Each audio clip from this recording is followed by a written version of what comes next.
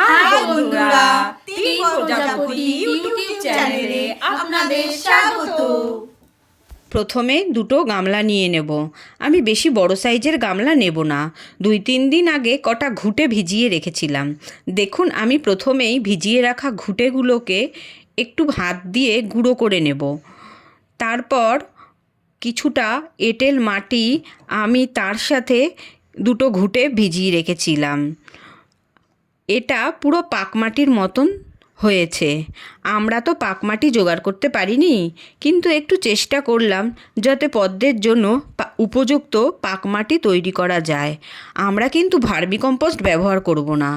এইভাবে মাটিটা প্রস্তুত করলে পদ্মের টিউবারটাও খুব ভালো থাকে এবং ফুলও খুব ভালো হয়।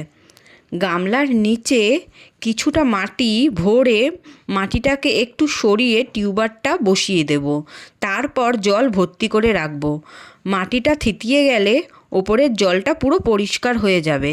দেখুন, আমি এই টিউবারটা 1 সপ্তাহ আগে বসিয়েছিলাম। এটা দিয়ে পাতাও ছাড়তে শুরু করে দিয়েছে। আপনারাও আপনাদের পদ্মের টিউবারটা এইভাবে রিপোর্টিং করে ফেলুন।